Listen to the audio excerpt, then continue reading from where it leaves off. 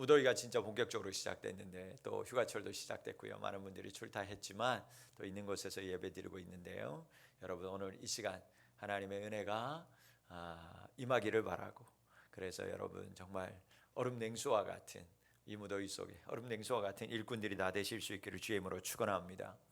오늘 본문은 하나님의 일꾼이 어떻게 살아야 되는가, 하나님의 사람이라면, 그리스도인이라면 어떻게 살아야 되는지에 대해서 말씀으로 교훈하고 있습니다.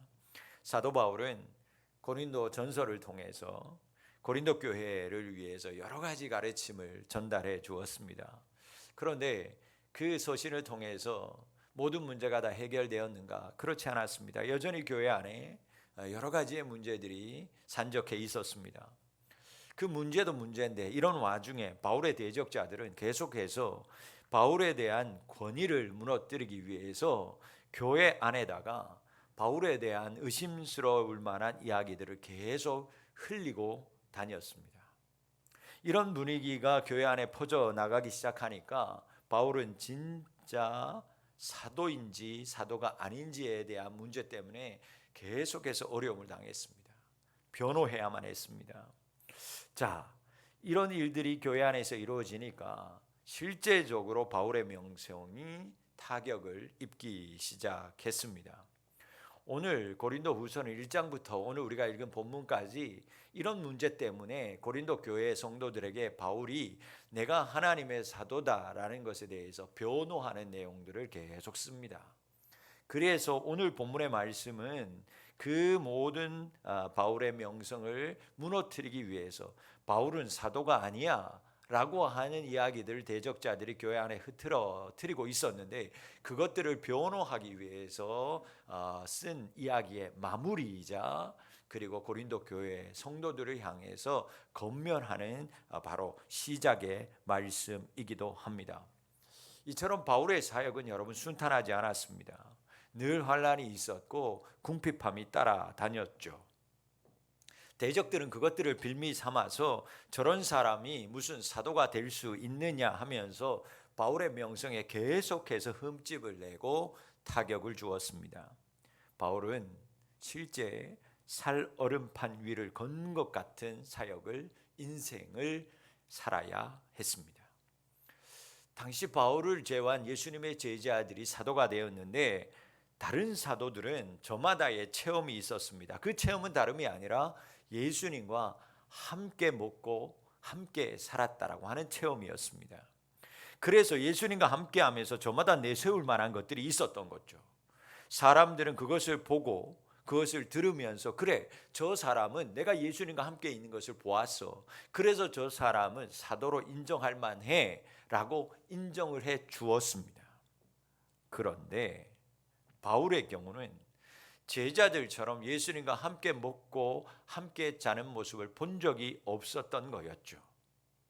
하나님과 거닐었던 경험이 없었습니다. 그래서 다른 제자들과는 다른 시선으로 사람들이 보기 시작했습니다. 그러다 보니까 바울을 반대하는 대적자들에게는 이런 이야기는 너무나 좋은 이야기거리가 되었고 바울을 깎아내릴 너무 좋은 소재가 되었습니다. 더군다나 바울은 다른 사도들하고 사는 방식마저도 달랐습니다. 바울은 다른 사도들과 달리 우리가 잘 아는 것처럼 스스로 돈을 벌어서 그리고 전도하는 전도자였습니다. 스스로 돈을 벌면서 전도하는 게 풍요로웠겠어요? 그러지 않았습니다. 가난을 끼고 살아야 했습니다. 초대교회가 세워지면서 다른 사도들은 다 교회에서 뭔가를 공급받으면서 사는데 바울은 사도라고 하면서 자기가 스스로 일하면서 복음을 전하니까 사람들이 보기에는 저 사람은 예수님과 함께 다녔던 제자들과 달리 뭔가 능력이 없구나라고 생각했습니다. 사람들의 생각은 간단했습니다. 능력이 없으니까 저렇게 스스로 돈을 벌어서 사역하는구나. 다른 제자들은 그래도 능력이 있으니까 교회에서 뭐든가 다 공급해 주는데 저 사람은 능력이 없으니까 교회에서도 인정도 못 받고 그래서 스스로 돈을 벌면서 사역하는 사역자구나. 사람들 마음에 그런 마음이 있었다라는 거예요. 더욱이 바울은 예수님의 제자들에 비하면 전혀 그 당시에 그의 이름이 알려지지 않았던 무명에 가까운 사도였습니다. 다른 사람들의 이름을 들어봤는데 바울이라고 하는 사람의 이름은 들어본 적이 없었던 거죠. 그러다 보니 사람들은 바울에 대해서, 사도성에 대해서 의심할 수밖에 없었어요. 바울이 살던 당시 사람들, 신분에 의해서, 가진 것에 의해서 사람들을 차등하고 차별하던 시대의 사람들이었습니다. 즉, 그 당시 사람들은 무엇을 가지고 사람을 판단했는가? 얼마나 그 사람이 가지고 있느냐, 그 사람이 어떤 직업을 가지고 있고 어떤 직책을 가지고 있느냐에 따라서 그 사람의 신분이 구분되어지는 시대였습니다. 한마디로 그 사람의 소유물이 많으냐 적으냐에 따라서 그것이 곧 그 사람의 신분이 되던 시대였습니다. 그러니 여러분, 최하층의 종들은 인격이라는 것 자체가 없었던 거였어요. 그 사람은 윤리성도 없고 그 사람은 인격도 없는 사람이었어요. 걔보다도 못한 사람으로 취급을 받았죠. 생각 자체가 없다라고 생각했습니다. 여러분, 사람들이 매를 맞고 감옥에 갇히는 사람들을 어떻게 보았을까? 그 사람들을 보면서 당연히 이렇게 생각했습니다. 저 사람은 좋은 인격을 가지고 있지 않다, 좋은 품위를 가지고 있지 않다, 그래서 매를 맞고 저렇게 감옥에 갇히는 것이다 라고 생각했습니다. 우리는 별반 다르지 않죠. 감옥에 가는 사람들 우리가 어떻게 쳐다봅니까? 색안경을 끼고 바라보는 것과 똑같았습니다. 그러면서 가난하게 사는 이유도 다 이유가 있다라고 생각하는 거죠. 그래, 저 사람이 가난한 이유는 다 뭔가 이유가 있기 때문에 가난하게 사는 거지. 그래서 그렇게 사는 사람들 보면서 사람들 뭐라고 생각했냐면 저 사람은 도덕적이지도 않고 윤리적이지도 않다라고 생각하면서 자기들 마음대로 그 사람들을 얕보는 경향이 있었습니다. 자, 당시 사회적인 기준과 분위기를 볼 때 바울은 어땠을까? 가난했습니다. 정처 없이 떠도는 사람인데 어느 날 보면 매를 맞아서 감옥에 들어가 있습니다. 그런데 본인의 입으로 또 사람들은 사도라 그 사람을 부릅니다. 다른 사람들이 봤을 때 그렇게 가난하고 그리고 정처 없이 떠돌다가 그리고 매 맞아서 감옥에 있는 모습을 보면서 그 사람을 사도라 생각했을까? 아니요. 사도라고 하기에는 너무나 한참이나 부족하고 모자란 사람으로 보였습니다. 이런 이유 때문에 여러분, 바울은 무수한 비난을 받아야 했고 가는 곳마다 대적들의 괴롭힘을 겪어야만 했습니다. 바울은 이러한 상황 속에서 이런 모든 어려운 문제를 겪으면서 그가 그 모든 어려움과 오해와 궁핍함을 어떻게 극복했는가, 오늘 본문의 말씀에서 우리에게 생생하게 증언해주고 있습니다. 바울은 이런 문제들 극복할 수 있었던 것은 한마디로 무엇이었는가? 인내함이었고 사랑함이었다, 그렇게 말하는 거예요. 그는 인내했습니다. 그러면서 사랑했습니다. 여러분, 바울은 온갖 오해를 받는 순간에도 그는 오직 한 가지만을 생각했습니다. 화평하며 살자. 왜? 내가 화평하게 살아야 하나님의 영광을 드러낼 수 있으니까. 그것뿐이었어요. 그는 오직 매를 맞든지 가난하게 사는 것 때문에 여러 가지 오해를 받고 네가 사도인가? 라는 물음에 질문을 받는 그 치욕을 당할지라도 그는 한 가지만 생각했습니다. 하나님의 영광을 가리면 안 된다. 내가 이것 때문에 하나님의 영광을 가려서는 안 된다. 그러면 나는 어떻게 살까? 사람들하고 싸우면 안 되지. 화평하며 살아야지. 덕을 세우며 살아야지. 그래서 사도 바울이 쓴 모든 서신의 가장 중요한 사상 한 가지가 덕을 세우는 거였어요. 화평하며 살자. 그래서 그는 인내한 거였어요. 자기 기분대였다면, 자기 마음대로 살고 싶었으면 싸웠을 거예요. 너가 옳은가 내가 옳은가 한번 붙어보자. 그는 유대인이었어요. 바리새인이었어요. 가브리엘 문화에서 최고의 학문을 배운 사람이었어요. 얼마든지 그들과 맞설 수 있었어요. 그러나 그런 오해를 받으면서 그는 침묵합니다. 인내해요. 그리고 사랑해요. 왜? 하나님의 영광을 가리면 안 되니까. 그거 하나뿐이었어요. 그래서 그는 덕을 세우는 것을 목표로 삼았어요. 화평하게 살았어요. 그래서 그가 그렇게 인내하면서 하나님의 영광 위에 덕을 세우기 위해서 살았던 몇 가지의 방법이 있습니다. 그 첫 번째가 뭐냐? 그는 최선을 다해 열심히 살았던 사람이었습니다. 사랑하는 성도 여러분, 열심히 사는 성도님들이 되시기를 바랍니다.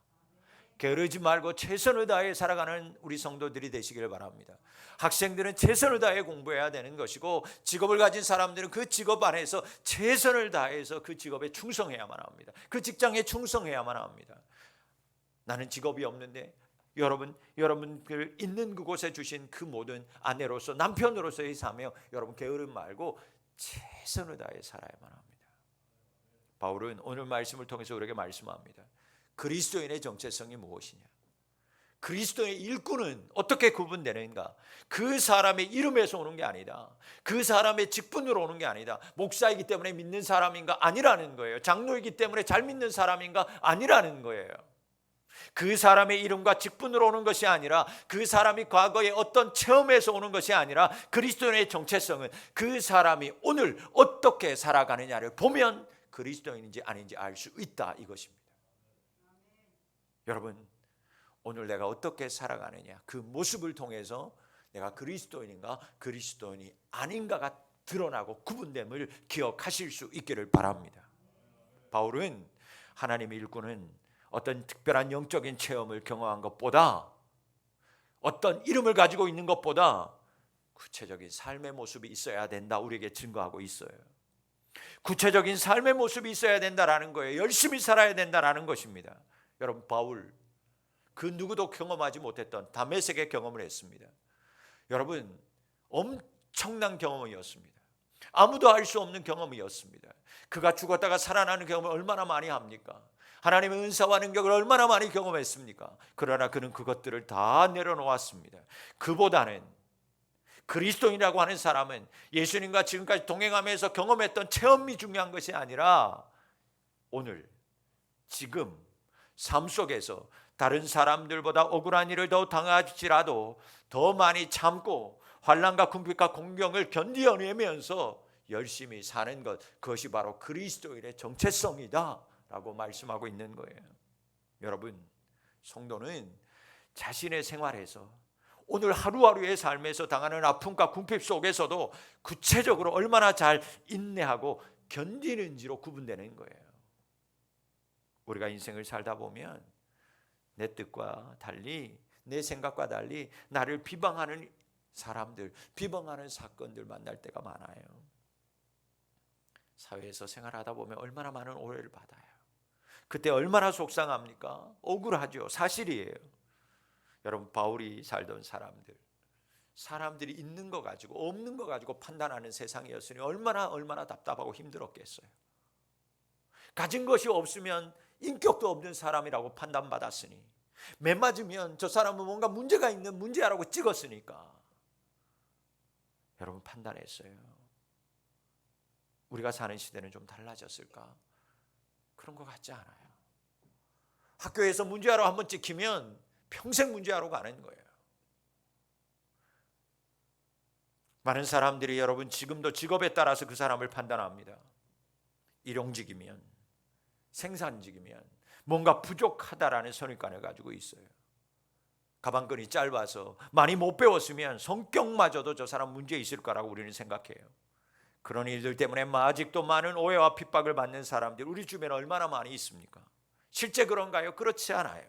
그런데도 그런 오해를 받습니다. 학업 때문에, 직업 때문에. 학업으로 나눕니다. 직업으로 사람을 나눕니다. 그리고 그것으로 나누는 것으로 끝나면 좋은데 그것으로 사람을 판단합니다. 정죄합니다. 사람의 피부 색깔 가지고 판단하고, 심지어 지역으로 사람을 판단합니다. 미국 사람, 영국 사람, 프랑스 사람은 달리 보는데 동남아에 사는 사람들은 얕봅니다. 그 사람이 사용하는 심지어 억양, 사투리 때문에 우리가 억울한 일을 당하기도 합니다. 어른들이 그렇게 살아가니까 이젠 아이들마저도 사는 집이 어디고 집의 사이즈가, 크기가 어떠냐에 따라서 친구들 그룹이 이어진다. 안타까운 말들이 들립니다. 그러나 지금 우리가 사는 지금의 세상의 현 주소입니다. 바울이 살던 시대와 뭐가 다를까요? 그런데 오늘 하나님은 말씀을 통해서 우리에게 증거합니다. 믿는 사람들도 똑같이 이런 일을 당할 때가 있다라는 거예요. 즉 내가 예수 믿는 것 때문에, 내가 하나님 믿는 것 때문에, 내가 교회에 출석하는 것 때문에 오해를 당하고 어려운 일을 당할 때가 있다라는 거예요. 여러분, 세상에서든 신앙적으로든 내가 어떤 사람들의 잣대에 의해서 어려움을 당하고 궁핍함을 당할 때 오늘 사도 바울은 말씀을 통해서 어떻게 이야기하느냐, 그때 그런 어려움을 당할 때, 구분을 지어지고 오해당할 때, 억울한 일을 당할 때 어떻게 사느냐에 따라서 내가 성도인가 성도가 아닌가, 일꾼인가 일꾼이 아닌가 구분되어진다는 거예요. 하나님 거 믿는 것 때문에 사회에서 따돌림 당할 때가 있습니다. 믿는 사람, 오해를 사죠. 심지어 괴롭힘을 받기도 합니다. 이런 말을 듣습니다. 아니, 믿는다는 사람이 왜 저런 일을 당하고 살아? 믿는다며 교회 다닌다면서 하나님 믿는다는 사람이 왜 그런 일이 일어나? 왜 너 하는 일마다 막히고 아프고 왜 너 예수 믿는다면서 가난하게 살아? 너가 그렇게 기도하는데도 왜 응답이 없니? 도대체 하나님은 살아있기는 살아있는 거야. 여러분, 사람들이 이런 말을 할 때, 이런 눈으로 이런 시선으로 나를 바라볼 때 하나님은 오늘 그럴수록 우리가 어떻게 살기를 바라느냐, 여러분들 하루하루의 삶 속에서 현장에서 더 열심히 살기를 바라시는 거예요. 그런 말 들었다고 주눅들지 말고, 그런 말 들었다고 그들과 싸우지 말고, 그런 말 들을수록 참으면서 열심히 땀 흘리며 살아라. 그래야 그 사람이 하나님의 일꾼이고 하나님의 사람이라 하나님 말씀하고 있습니다. 여러분, 하나님의 능력은 특별한 무언가를 체험하는 게 아니에요. 무언가를 체험해서 가지고 있는 게 아니에요. 하나님의 능력은 내 자신이 살아가는 인생에서 구체적으로 덕을 세워 나가는 것, 그것이 하나님의 능력인 줄 믿습니다. 그래서 바울은 인생에서 어려운 시간을 보낼 때마다, 힘든 이야기를 들을 때마다 그는 더욱 시간을 아끼고 더 열심히 살았습니다. 사람들에게 이야기 들을 때마다 하나님의 사도라면요, 그런데 왜 그렇게 살아요? 왜 감옥에 가요? 왜 매맞아요? 그런 말을 들을수록 그는 그들과 말싸움하지 않고 자신의 위치에서 땀 흘리며 최선을 다해서 살았어요. 허투루 시간을 보내지 않았습니다. 그는 그럴수록 더욱 바르고 깨끗하게 살았어요. 행여 유혹에 빠져서 그래, 저 사람 소문대로 그럴 줄 알았어, 그런 말 듣지 않으려고 그는 성결함을 위해서 힘써 살았습니다. 힘들다고, 고난이 너무 길다고 요즘 말로 술독에 빠지지 않았어요. 담배 피지 않았어요. 술로 달래지 않았어요. 그리고 사람들 피하며 살지도 않았습니다. 그럴수록 오래 참았습니다. 그럴수록 자기를 핍박하는 사람들을 불쌍히 여겼습니다. 그들을 위해서 오히려 기도하며 살았습니다. 해방하는 사람들이 있어도 그는 낮에 열심히 땀 흘리며 텐트를 지으면서, 그리고 그 물건을 팔았어요. 그리고 그 물건을 판 그 금액이 있으면 그것으로 복음 증거하는 곳으로 달려갔습니다. 정말 열심히 살았어요.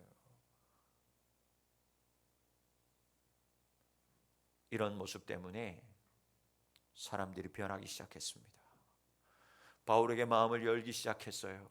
애정을 가지기 시작했습니다. 심지어 손가락질하고 비방하는 사람들이 바울을 사도로 인정하기 시작했습니다. 심지어 그를 사모하고 사랑하면서 섬기는 사람들이 나타나기 시작하더라는 거예요.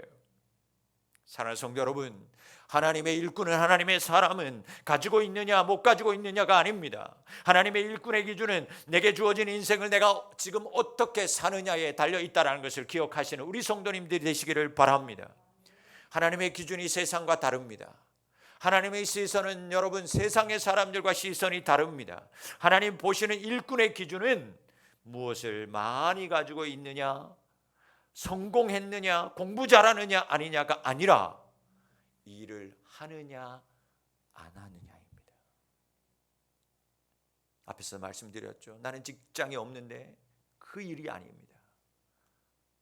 여러분들이 주어진 그 직장의 일뿐만 아니라 여러분들이 주어진 삶의 그 직분, 교회에서의 주신 직분, 하나님의 자녀로서 주신 직분, 어머니로서, 아버지로서, 자녀로서, 부모로서, 이웃으로 주신 직분, 그것을 나의 삶에서 정말 열심히 감당하고 있느냐, 그것을 보면서 일꾼인가 일꾼이 아닌가, 하나님의 사람인가 하나님의 사람이 아닌가, 하나님이 그것 보고 판단하신다는 것을 기억하면서 여러분 어떤 어려움과 환난과 내 뜻대로 되지 않은 순간에서도 여러분 주어진 자리에서 최선을 다하고 일하는 우리 성도님들이 다 되실 수 있기를 주의 이름으로 축원합니다. 두 번째, 바울은 오해를 받고 핍박을 받을수록 인격의 사람이 되기 위해서 온 힘을 다해 살았습니다. 여러분, 하나님의 사람은 하나님의 덕을 세워야만 합니다. 하나님의 덕을 세우려면 품위가 있어야만 합니다.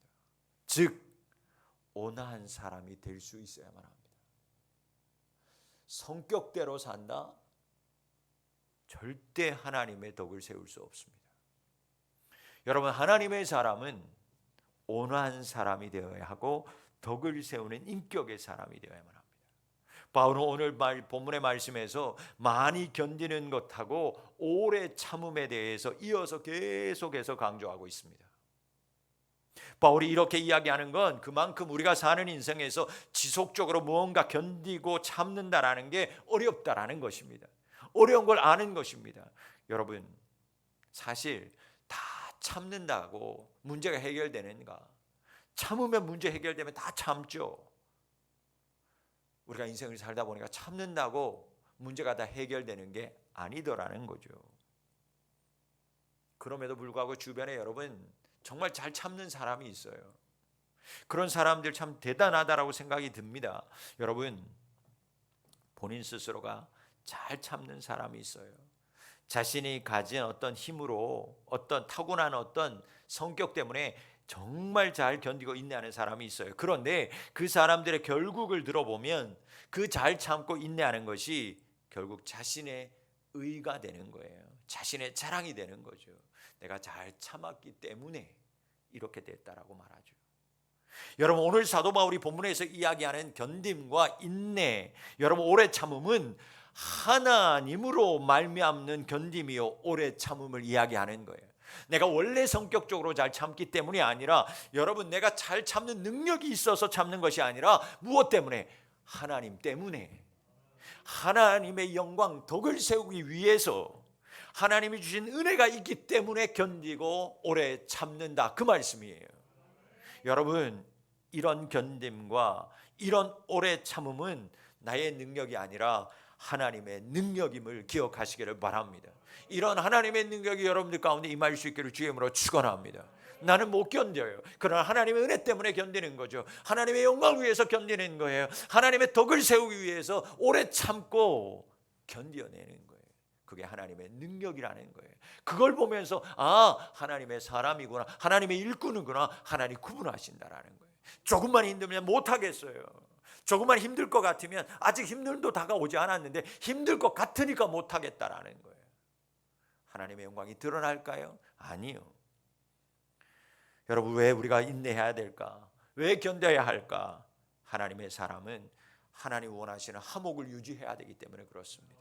내가 있는 가정, 내 직장, 내가 있는 그곳, 우리 교회 화목을 유지하려면 여러분 내가 견뎌야 되는 거예요. 그래야 하나님의 영광을 받으시죠. 그래서 다들 검게 살아도, 다 더럽게 사는데도 하나님의 일꾼은, 하나님의 사람은, 성도는 이런 세상 속에서도 깨끗하게 살아야 돼요. 인격적으로 살아야 돼요. 더 많이 가지려고 지식을 쌓는 세상에서 우리는 하나님을 아는 지식을 갖추기 위해서 노력해야 되고 인내하며 살아가야 하는 것입니다. 그러게 여러분, 세상이 빠르게 변하는 것에 대해서 여러분의 시선을 너무 빼앗기지 않았으면 좋겠어요. 뭐 5G 무슨 뭐 세상이 급변하는데 그것 쫓아가는데 너무 혈안되지 않아도 괜찮습니다. 좀 느려도 괜찮아요. 즉 세상의 유행 따라가는데 빠른 자가 되지 않아도 됩니다. 여러분, 그런 것에 휘둘릴 필요는 없어요.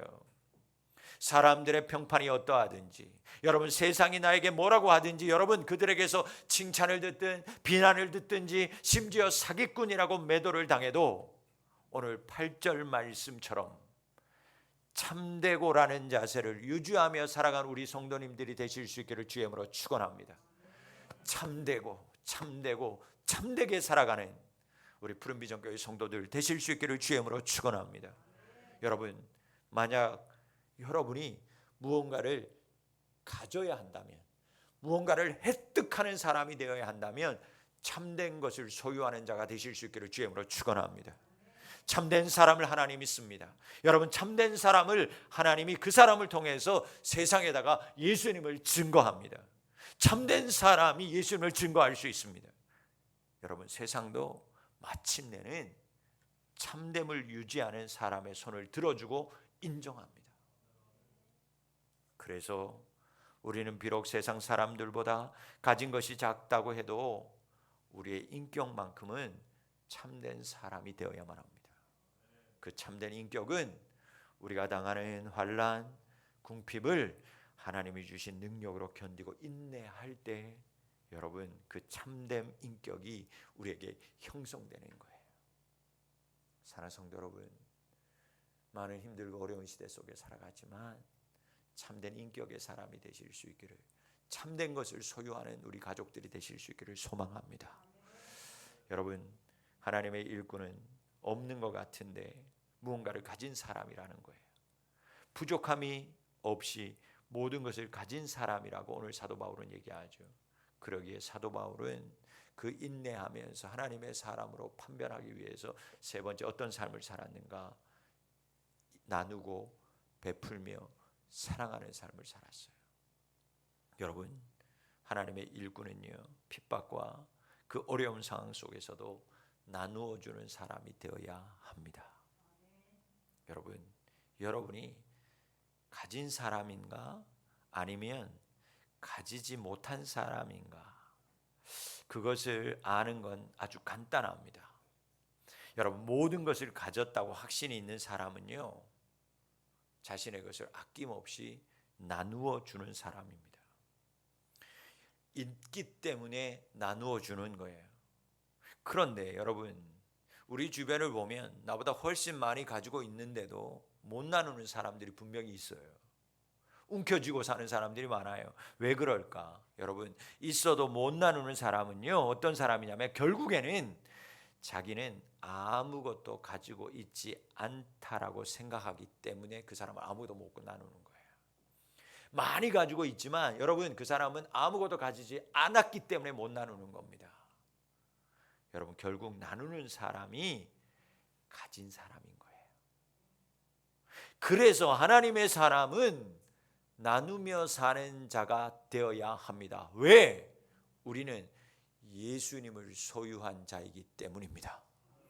예수님을 가진 자이기 때문에, 예수님을 소유한 자는 부요한 자이기 때문에, 세상 사람들이 봤을 때는 아무것도 가지지 못한 것처럼 보이지만 실제는 우리가 가장 부요한 자이기 때문에 우리는 분명히 나누며 사는 자가 되어야 합니다. 만약 우리가 나누지 못한다면 그는 예수를 소유하지 못한 자이기 때문인 것입니다. 여러분, 예수님을 소유한 자입니까? 예수님을 그리스도로 고백한 사람들입니까? 여러분들 안에 성령님이 계십니까? 여러분들 안에 예수님이 살아 있습니까? 여러분의 말씀이 있습니까? 그렇다면 여러분, 우리는 나누는 자의 삶을 살아야 합니다. 하나님의 사람은 하나님의 것을 나누면 나눌수록 풍요해지고 풍성해짐을 압니다. 그래서 나누는 거예요. 바울은 나누며 살았습니다. 그가 나눌 수 있었던 이유가 뭡니까? 그 안에, 바울 안에 예수님이 분명히 살아 있었기 때문입니다. 비명과 오해 속에서도, 매맞고 감옥 속에서도 그 속에 하나님이 함께하고 있는 인생이었습니다. 그래서 그는 거짓 없이 사랑했습니다. 그래서 계속해서 나누는 삶을 살았습니다. 예수를 나누고 진리의 말씀을 나누고 선포했습니다. 여러분, 예수님은 누구보다도 부유한 자요 부자입니다. 여러분, 그분을 소유하는 자, 그래서 부유한 자가 되시기를 주의 이름으로 축원합니다. 예수님을 소유하면 다른 세상에 어떠한 부유해 보이는 것, 그것은 배설물처럼 여기게 됩니다. 가장 고귀하고 가장 부유한 예수님을 소유한 사람은요, 세상에 그 어떠한 부유한 것을 봐도 그것은 배설물처럼 여기면서 살아갑니다. 예수님을 소유했던 사도 바울, 그는 모든 것들이 가진, 세상 사람들이 가장 봤을 때 가장 부유하다고 생각했던 것, 가장 귀하다고 값지다고 생각했던 것, 그것을 배설물처럼 여기고 버렸습니다. 똥으로 여겼습니다. 여러분, 예수님을 여러분의 재산 1호로 삼을 수 있는 성도님들이 되실 수 있기를 주의 이름으로 축원합니다. 그분을 소유하면 그때서 나누며 살 수 있습니다. 여러분, 나누며 사는 사람이 하나님의 사람입니다. 나누며 사는 사람이 하나님의 일꾼입니다. 그래서 결국 사람들로부터 여러분, 그 사람은 사랑의 사람이다 인정받게 되고, 사도로 인정받게 되고, 하나님의 사람으로 인정받게 되는 것입니다. 바울은 많은 고난과 핍박 속에서도 인내하며 살았어요. 최선을 다해 살았습니다. 참된 사람이 되려고 견디면서 살았습니다. 그러면서도 나누면서 사랑하며 살았습니다. 여러분, 바울이 이런 인생을 살아갈 수 있었던 이유가 뭘까? 오늘 본문에서는 그는 이렇게 얘기합니다. 내가 이런 핍박과 환난을 당하면서도 인내하고 참되게 살고, 그러면서 열심히 살고, 그러면서도 내가 나누며 살 수 있었던 그 원인이 뭐냐? 그는 은혜 받았기 때문입니다 라고 고백합니다. 그래서 그는 우리에게 얘기합니다.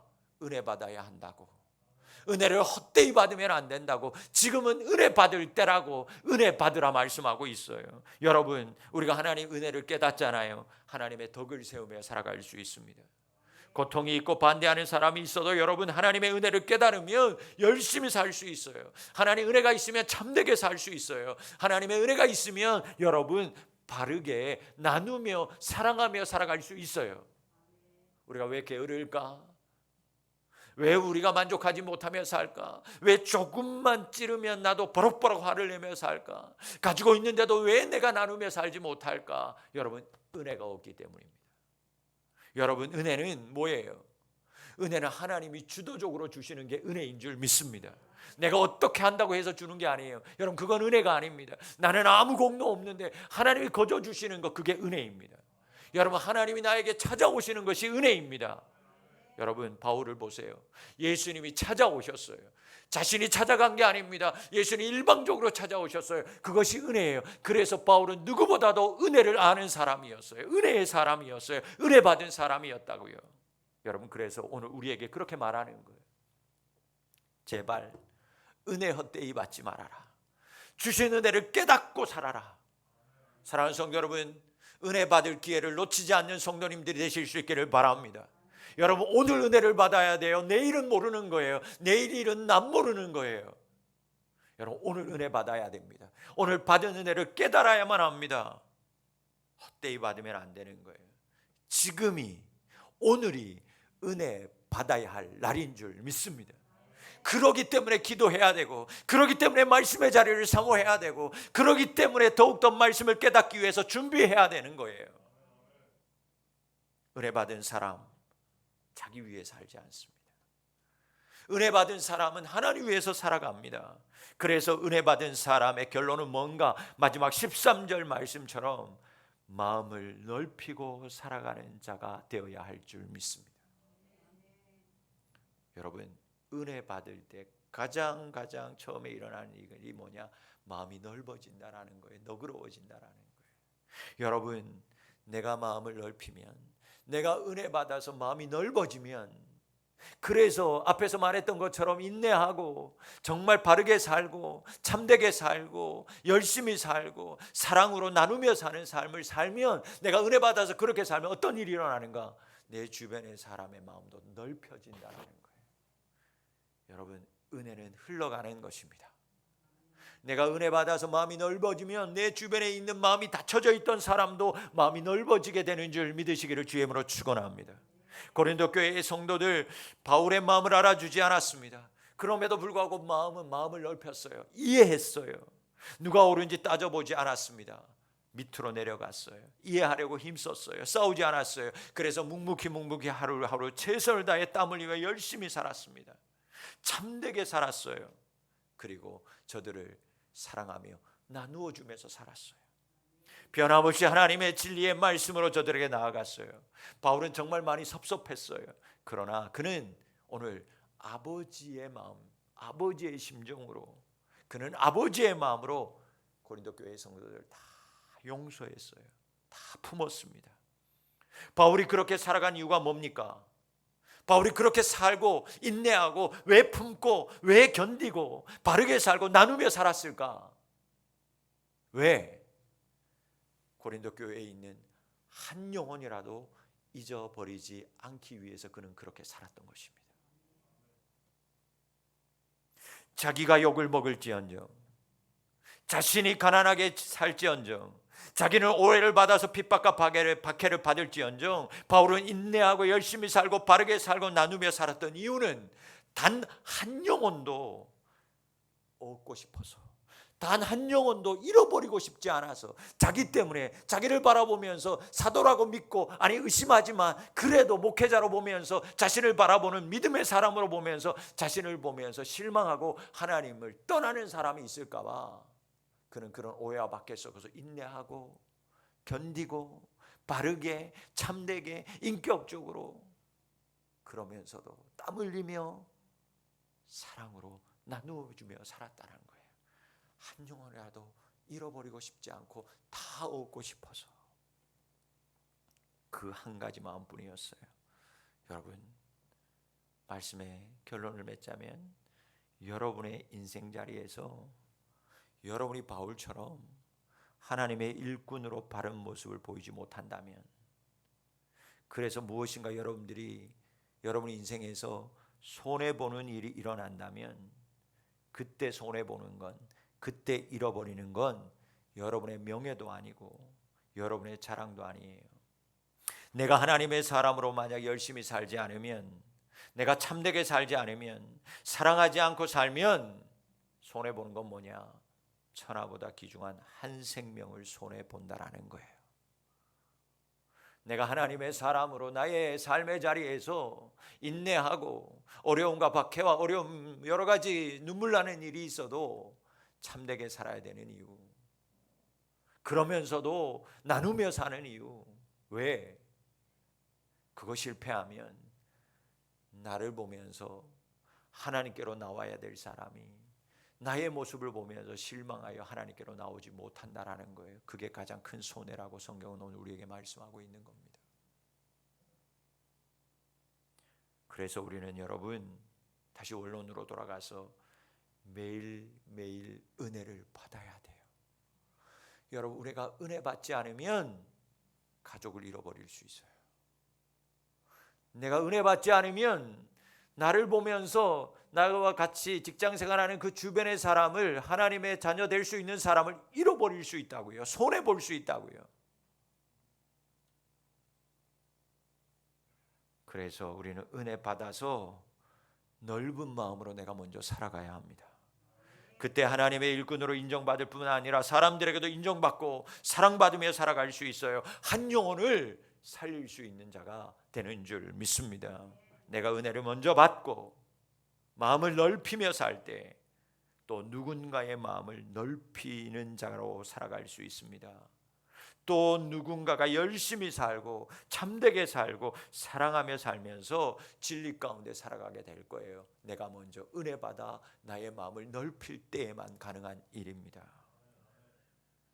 신앙생활을 하면 할수록 어려워요. 맞아요. 어려운 것이 신앙생활이에요. 살얼음판 위를 걷는 것과 같은 것이 하나님의 일이에요. 그러나 여러분, 이런 고난과 어려움 속에서도 잘 이기는 자가 되려면, 잘 이겨내려면 은혜 받는 자가 되어야 합니다. 받은 은혜 헛되이 깨트려서는 안 됩니다. 사모해야만 합니다. 지금은 은혜 받아야 할 때입니다. 그래서 오늘도 은혜 받아서 우리가 한 영혼을 생각하면서 한 영혼을 잃어버리지 않기 위해서 여러분이 있는 곳에서 인내하시며 살아야만 합니다. 열심히 살아야 돼요. 열심히 살면서도 바르게 살아야 됩니다. 열심히 산다고 다 바르게 사는 사람들이 아니더라고요. 여러분, 열심히 살면서도 바르게 살아야 돼요. 참되게 살면서도 또한 나누며 사는 자가 되어야 합니다. 그래야 한 영혼을 살릴 수 있어요. 사랑하는 성도 여러분, 정말 은혜 받아서, 정말 은혜를 깨달아서, 받은 은혜를 헛되이 버리지 않고 살아서 하나님의 사람으로, 하나님의 일꾼으로 한 영혼 한 영혼을 주님께로 인도할 수 있는, 한 영혼도 버리고 한 영혼도 잃어버린 바 되지 않는 우리 성도님들이 다 되실 수 있기를 주의 이름으로 축원합니다. 인내하며 살아가실 수 있기를 주의 이름으로 축원합니다. 열심히 사실 수 있기를 바랍니다. 진정으로 참되게 사는 자가 되실 수 있기를 바랍니다. 나누며 살아가는 자가 되실 수 있기를 바랍니다. 모든 것은 주의 은혜로부터 시작됨을 기억하고 은혜를 사모하는 우리 모든 성도님들이 다 되실 수 있기를 예수 그리스도의 이름으로 축원합니다. 살아계신 아버지 하나님, 감사합니다. 하나님의 사람, 하나님의 일꾼으로 살아가는 자 되게 하여 주옵소서. 주여, 은혜를 허락하여 주옵소서. 은혜를 깨닫는 자 되게 하여 주옵소서. 은혜를 받아서 나의 마음이 넓어지게 하시사 아버지 하나님, 어려움과 환난과 핍박 속에서도 은혜 받은 마음을 가지고 인내하게 하여 주시고 최선을 다해 살게 하시되 바르게 살아가는 자가 되게 도와 주시옵소서. 힘들고 어렵지만 하나님, 나누며 사는 자 되게 하여 주옵소서. 내가 은혜 받았으니, 예수의 사랑이 내게 있으니, 예수가 내게 있으니 부요한 자 됐음을 기억하며 예수님을 나누며 내게 주어진 모든 것들을 주변에 나누며 살아가는, 그래서 그 내 주변에 있는 모든 자들을 살리는 자 되게 하여 주시옵소서. 예수님의 이름으로 기도하옵나이다. 아멘. 찬송가 313장 찬송하시면서 다시 한번 결단하고 봉헌하겠습니다. 찬송 313장.